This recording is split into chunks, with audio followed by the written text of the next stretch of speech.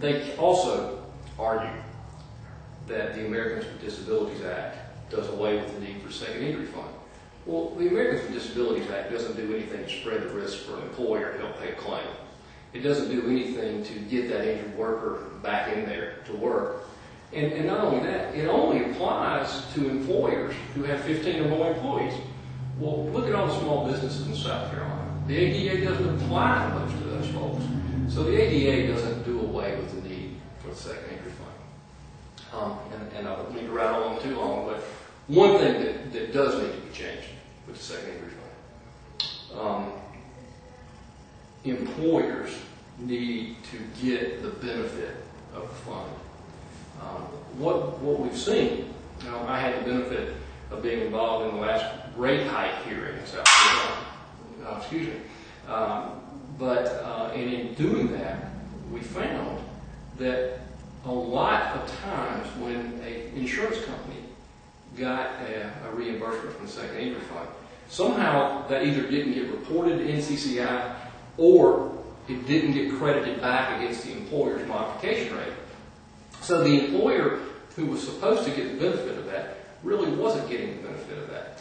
The South Carolina Small Business Chamber of Commerce actually commissioned a study on that.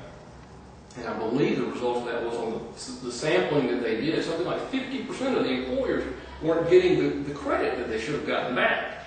So we need to have some kind of in-state bureau that employers can complain to get that taken care of, so make sure that they get the benefit of the second injury fund.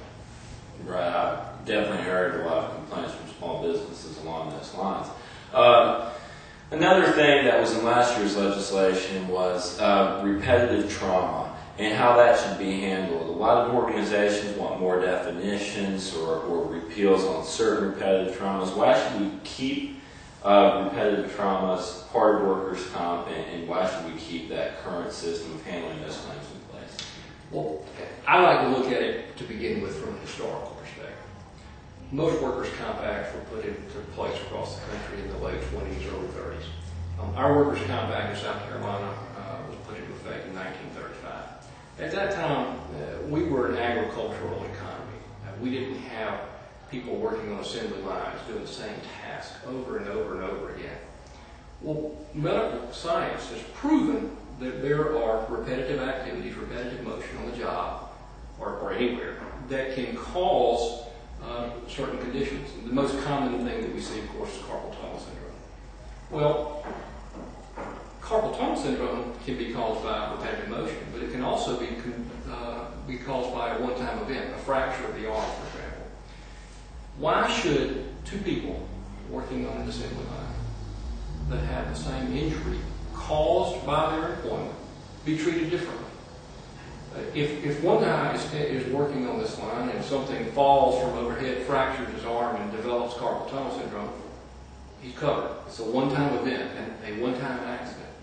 But the same person, or excuse me, the guy working right next to him, from doing the same task over and over and over again, develops carpal tunnel syndrome, why should he not be covered? It's caused by his employment, just like the other guy's injury was caused by his employment.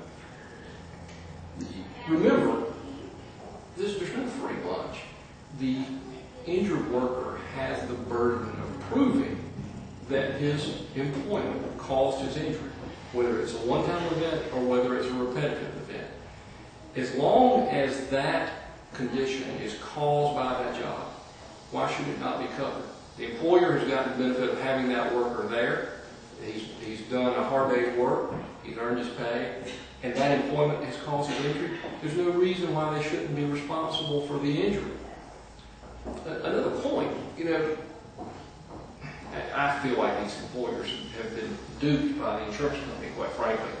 But if you exclude something from workers' compensation, well, then you open it up in another arena. Employers want the benefit of the Workers' Compensation Act. They want limited damages. They don't want an employee to be able to go out and sue in circuit court for pain and suffering and all the things you can't get in workers' compensation. Well, if you eliminate repetitive trauma from the Workers' Compensation Act, you're just opening it up on the other side. So I think they're trading something that they don't want to trade. Good to hear those thoughts. My last question I'm going to ask you is, how do you feel that if this bill goes through the state legislature, it will affect individual employees that face the risk of getting injured, and if they are injured, how will it affect their overall status to be able to make these claims? The proposed bill severely restricts the rights of injured workers. There's not much in there, but it's either going to reduce insurance rates or do anything that benefits an injured worker. Workers' compensation is a limited remedy to begin with.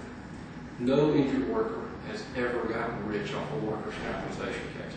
If you get hurt on the job, at best, you're going to get 2/3 of your average weekly pay while you're out of work. If you are permanently and totally disabled as a result of an injury on the job in South Carolina, we're in a minority of jurisdictions.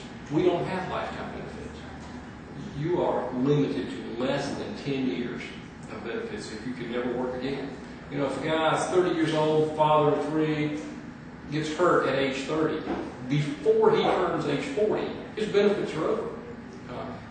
The vast majority of other states would provide benefits for so long as he's unable to work for the rest of his life. But we don't do that in South Carolina. And this bill restricts things even further.